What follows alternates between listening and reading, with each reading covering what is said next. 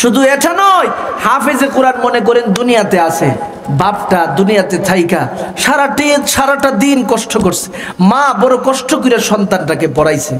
এবার এই বাপ মা দুনিয়া থেকে বিদায় হয়ে গেল, সন্তানটা দুনিয়াতে কিন্তু এখনো আছে। আমার নবী বলেন, এই নেককার সন্তান দুনিয়াতে যতদিন পর্যন্ত থাকবে, বাপ মার কবরে তার সওয়াবের ভান্ডার ততদিন যেতে থাকবে। সুবহানাল্লাহ। আমার কথা নাই, রহমতে আলম নবী বলতেছে, قال رسول الله صلى الله عليه وسلم إذا مات بني آدم انقطع عنه عمله إلا من ثلاث من صدقة جارية أو علم ينتفع به। ব্যক্তিটা যদি সমাজের সবচেয়ে দেখি নিম্ন শ্রেণীর ব্যক্তির সন্তানও হয়, কিন্তু কোরআনের ওয়াসিলা দিয়া এই নিম্ন শ্রেণীর ব্যক্তিটাকে আল্লাহ পাক উচ্চ শ্রেণীর ব্যবস্থা করে দেয়, ব্যক্তিটা কখনো কল্পনাও করতে পারবে না। তার একটা উদাহরণ যদি আপনাদের সম্মুখে উপস্থাপন করি, সকলেই স্পষ্ট হতে পারবেন। আল্লাহর নবীর যুগের পরবর্তী যুগ ছিল হযরত ওমর ফারুকের যুগ।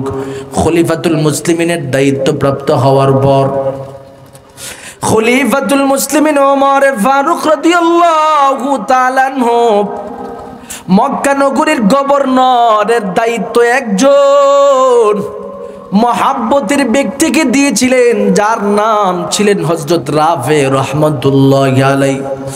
রাফে নামক ব্যক্তিটাকে ওমর ফারুক তাকে মক্কা নগরীর গভর্নরের দায়িত্ব দেয়। রাফেকে এবার ওমর ফারুক বলে দেয়, আরে রাফে, তোমার অধীনে সরকারি চাকরির ভিতরে গুরুত্বপূর্ণ ব্যক্তিদেরকে ধরে ধরে গ্রহণ করে নাও এবং প্রত্যেকটা জায়গায় প্রশাসনিক ব্যক্তি নিয়োগ করে দাও। এই কথাটা শোনার সাথে সাথে রাফে আবার সিদ্ধান্ত নেই, প্রত্যেকটা এলাকার মধ্যে প্রশাসনিক কাজে বিভিন্ন মানুষ নিয়োগ করবে। নিয়োগ করতে করতে হঠাৎ করে একটা গোলামকে পর্যন্ত সেই জায়গার মধ্যে নিয়োগ দিয়ে দেই। ওমর ফারুক একদিন সফরের মধ্যে আগমন করলেন, মক্কায় উপস্থিত হয়ে যায়। উপস্থিত হইয়া রাফেকে জিজ্ঞাসা করে বলে, এরে রাফে, তোমাকে না বলেছিলাম সরকারি চাকরিতে বিভিন্ন মানুষদেরকে জয়েন দেওয়ার জন্য কতজন লোককে তুমি নিয়োগ দিয়েছো বলো? বলে, আমি অমুক অমুক জায়গায় অমুক অমুক ব্যক্তিকে নিয়োগ দিয়ে দিছি। ওমর বলে, তাদের সাথে আমার পরিচয় মুআমালা করাও। সবাইকে দাওয়াত দিয়ে আনা হলো। ওমর ফারুক এবার প্রত্যেকটা মানুষের কাছ থেকে পরিচয় নিল, জিজ্ঞাসা করলো, তোমার পরিচয় কি, তোমার আগের প্রফেশন কি ছিল, জবাব দাও। প্রত্যেকটা মানুষ যারা চাকরিতে জয়েন করেছে নিজেদের জবাব দিল, নিজেদের পরিচয় উপস্থাপন করলো। করতে করতে হঠাৎ করে একজনের পরিচয় তিনি জানতে চায়। ওই ব্যক্তিটা আবার বলে, খলিফাতুল মুসলিমিন, আমি আগে ছিলাম একজন গোলাম, আপনার মহাব্বতের ওই ব্যক্তিটা রাফে আমাকে আপনার সরকারি চাকরিতে আমাকে জয়েন দিয়ে দিল। কথাটা শোনার সাথে সাথে ওমর ফারুক এবার বলে, ওরে রাফে, তুমি কি মক্কা নগরীতে স্বাধীন কোনো মানুষ পাও নাই, গোলামকে নিয়োগ দিয়েছো? এবার রাফে জবান খুলে বলতে শুরু করে দেয়, ও খলিফাতুল মুসলিমিন ওমর, কেন আমি তাকে নিয়োগ দিয়েছি সেটাকে আপনি জানবেন না? বলে, বলো কেন তুমি নিয়োগ দিয়েছো? বলে, তার মধ্যে পরিপূর্ণভাবে 3টা গুণ বিদ্যমান রয়েছে। যদিও সে গোলাম, তারপরেও তার মধ্যে আমি 3টা গুণ পেয়েছি। 1 নম্বরের গুণ হলো তিনি কারিউল কুরআন, আল্লাহর কোরআনকে ভালো করে তেলাওয়াত করতে জানে। 2 নম্বর তার মধ্যে আর একটা গুণ হলো ওয়া আলিমু বিইলমিল ফারায়েজ, তিনি ইলমে ফারায়েজের ব্যাপারে জ্ঞান রাখে। আল্লাহর দ্বীনের শিক্ষায় শিক্ষিত হয়ে তিনি এত সুন্দর করে মানুষদের সম্পত্তিগুলোকে শরীয়ত মোতাবেক হিসাব করে দেয়। এই হিসাবগুলো দেখে আমি তাকে বড় পছন্দ করেছি। 3 নম্বরে তার মধ্যে আর একটা যোগ্যতা আছে, তিনি অত্যন্ত চমৎকার বিচার কার্য পরিচালনা করে থাকে, যাকে কাজী বলা হয়। কাজীর দায়িত্ব বড় সুন্দর করে তার জীবনের মধ্যে প্রতিষ্ঠিত করেছে।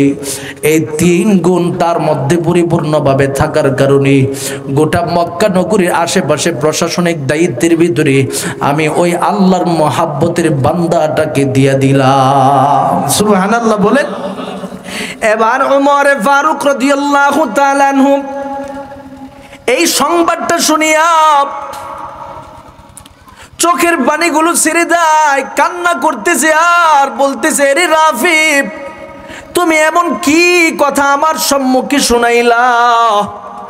আমার নবী রহমতে আলম মুহাম্মাদুর রাসূলুল্লাহ সাল্লাল্লাহু আলাইহি ওয়াসাল্লাম আমার সম্মুখে একদিন বর্ণনা করেছিল, ওমর রে, একদিন তুমি তোমার চোখে বিভিন্ন বিষয় তুমি দেখতে পারো বা দেখবা।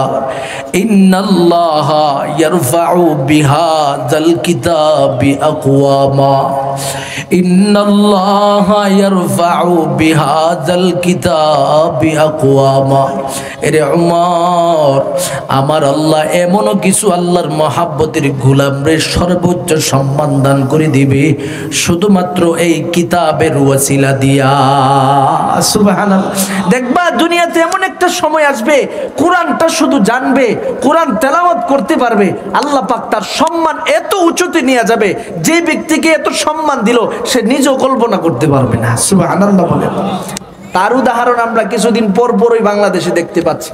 যেমন আমাদের এই যে টাঙ্গাইলের হাফেজ তাকরিম, ছেলেটা অনেক গরিব, তার বাবার সম্পত্তিও কিছু নাই, যেই বাড়িঘর ছিল এটাও আপনার নদীতে ভাসায় নিয়ে গেছে। এরপরেও এই সন্তানটাকে আল্লাহ পাক এত সম্মান, এত মর্যাদা দান করেছে। বর্তমানে তাদের বাড়ি নাগরপুর এলাকায়, সেখানে যেতে বড় সমস্যা, গাড়ি নিয়ে যাওয়া যায় না, বড় ব্যাকওয়ার্ড এলাকা। এরপরে আল্লাহ তার এত সম্মান বাড়াইয়া দিছে। আল্লাহ বলে, তাকরিম রে, তুই আমার কোরআনকে ভালো করে শুদ্ধ করে তেলাওয়াত করতে জানিস, কোরআনকে তেলাওয়াতের মান গোটা জাতির সম্মুখে সর্বোচ্চ পর্যায়ে তুই নিয়ে গেলি, আর আমি আল্লাহ তোর সম্মানটা এমন ভাবে বাড়াইয়া দিলাম, যদিও তোর বাড়ি তোর ঘর টিনের, আমি আল্লাহ হাজার হাজার শত শত কোটি কোটি টাকার মালিকের ঘরে ঘরে তোর তেলাওয়াত পৌঁছাইয়া দিলাম। সুবহানাল্লাহ। বড় বড় বিল্ডিং এর মধ্যে তার তেলাওয়াত চলে, শত শত তালা বিল্ডিং এর মধ্যে হাফেজ তাকরিমের তেলাওয়াত চলতেছে, অথচ তার নিজের বাড়ি টিনের ঘর। কথা কোন ঠিক কিনা? আল্লাহ বলে, তাকরিম, তোমাকে আমি আল্লাহ সম্মান বাড়াইছি কেন জানো? ইন্নাল্লাহা ইয়ারফাউ বিহাযাল কিতাবি আকওয়ামা, তোমার মর্যাদা, তোমার সম্মান এই কিতাবের ওসিলা দিয়ে বাড়াইলাম। সুতরাং আমি মজিদপুর এলাকার প্রতিটা মানুষের কাছে যে নসিহতটা করতে চাই, আজকে যদি আপনার সন্তানকে, আপনি গরিব হন, আপনি দুর্বল হন, নিয়ত যদি করে ফেলেন যে আমার সন্তানটারে আমি কোরআন শেখাবো, আমার সন্তানরে আমি দিন শেখাবো, এই নিয়ত যদি আপনার দিলে থাকে যে আমার সন্তানের মাধ্যমে আমার রব আমাকে মর্যাদা দিবে, আমার সন্তানকে মর্যাদা দিবে, নিয়তটা করে একবার মাদ্রাসার মধ্যে ঢুকাইয়া দেন, আমার রবের সন্তুষ্টির লক্ষ্যে সন্তানটাকে মাদ্রাসায় পড়ান। কোন দিক থেকে সন্তান সম্মানিত হবে আপনি বাবাও কল্পনা করতে পারবেন না। সুবহানাল্লাহ।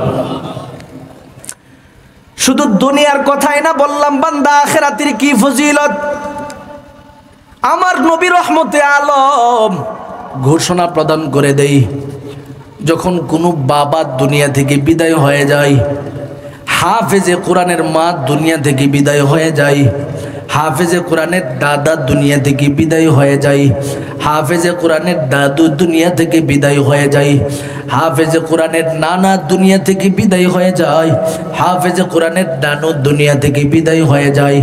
হাফেজে কোরআনকে আল্লাহ পাক সেই সময় হাসরের ময়দানে জিজ্ঞাসা করতে থাকবে, এরে হাফেজে কোরআন, এরে কোরআন ওয়ালা আল্লাহ, আমি আমার বান্দা, মহাব্বতের বান্দা, তুমি এই মুহূর্তে কোরআন তেলাওয়াত করতে থাকো, তেলাওয়াত করতে থাকো। আল্লাহর মহাব্বতের বান্দাটা কোরআন তেলাওয়াত করতে থাকবে, সূরা ফাতিহা থেকে শুরু করে দিবি, আলিফ লাম মিম পড়তে থাকবি, সেখান থেকে পড়তে পড়তে পড়তে পড়তে পড়তে পড়তে নাস পর্যন্ত পড়তে থাকবি। আল্লাহ বলবে, ওরে হাফেজ কোরআন, প্রত্যেকটা আয়াত তুমি তেলাওয়াত করবা, প্রতিটা বিল্ডিং এর তালায় তালায় তুমি চলে যাবে। এভাবে ৬,২৩৬টা যে আয়াত রয়েছে, আয়াত আল্লাহর মহাব্বতের গোলামটা পড়তে থাকবে, তার বিল্ডিং তালার পর তালা হতে হতে, তবকার পর তবকা হতে হতে শেষ পর্যন্ত ৬,২৩৬ তালা পর্যন্ত পরিপূর্ণ হয়ে যাবে। হাফেজে কোরআন এবার আমার মালিকের দরবারে ডেকে ডেকে বলবে, আল্লাহ, আপনি আমার এত এত বড় নিয়ামত দান করেছেন, আমি কেমনে একা একা সেখানে থাকবো? আমার দিলের ভিতরে বড় মাকাসাত, আমার মহাব্বতের মা, আমার মহাব্বতের বাবা, আমার মহাব্বতের দাদা, আমার মহাব্বতের দাদু, আমার মহাব্বতের নানা, আমার মহাব্বতের নানু, আমাকে দ্বীনের শিক্ষায় শিক্ষিত হওয়ার জন্য অনেক মেহনত করেছে। আমি দ্বীনের শিক্ষায় শিক্ষিত হওয়ার জন্য আমার বাবা অনেক কষ্ট করেছে, অনেক মুজাহাদা করেছে। আজকে আপনার দরবারে আমি আমার পক্ষ থেকে একটা আবেদন করতেছি, আমার মহাব্বতের বাবাকে আমার এই বিল্ডিং এর ভিতরে জায়গার ব্যবস্থা করে দিন। মহাব্বতের মারে এই বিল্ডিং এর ভিতরে জায়গার ব্যবস্থা করে দিন। মহাব্বতের দাদারে ব্যবস্থা করে দিন, দাদুরে ব্যবস্থা করে দিন, নানারে ব্যবস্থা করে দিন, নানুরে ব্যবস্থা করে দিন।